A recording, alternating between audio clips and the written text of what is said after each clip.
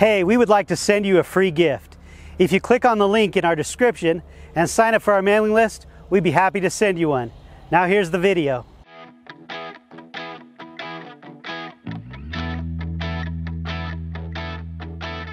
Hello, I'm Derek with Adobe Rock in Urda, Utah. One of the most common questions we get asked is how to determine how much material you need for a project. The most common measurement of volume for landscape and construction projects is a cubic yard.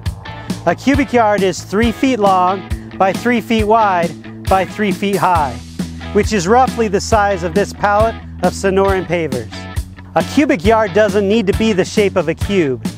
This is a pile of 1 cubic yard of our premium topsoil. And this is a pile of 1 cubic yard of our black mulch. Each of these piles weighs differently and has a different mass, but the uncompacted volume of both piles is the same, which is 1 cubic yard. 1 cubic yard fits nicely in a short bed pickup truck. Here's a pile of 1 cubic yard of our Maverick lava. The volume is the same as the other piles, but we've stretched the shape of it.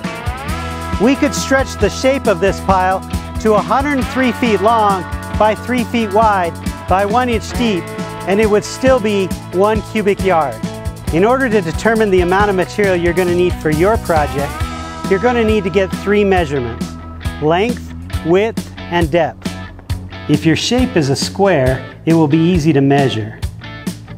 When the area has some curves, it can be a little more challenging, and the best solution is to square off the measurement as best you can. If your area is a triangle shape, you can square it off and then divide the length in half. If your area is a circle, you'll need to measure the radius, which is the distance from the center to the edge of the circle. You'll also need to use your favorite pie. Once you have these measurements, there are 2 options to determining the amount of material needed. Option number 1 is to first convert all of the measurements to feet using decimals instead of fractions. Then multiply the length by the width, and then multiply that number by the depth. Then take that number and divide it by 27, which is the number of cubic feet in a cubic yard. The result will give you the cubic yards needed to complete your project. Option number 2 is to write your measurements down and give us a call here at Adobe Rock, where math wizards like Savannah or Sharissa will be more than happy to do the calculations for you. Thank you for watching and learning with us today.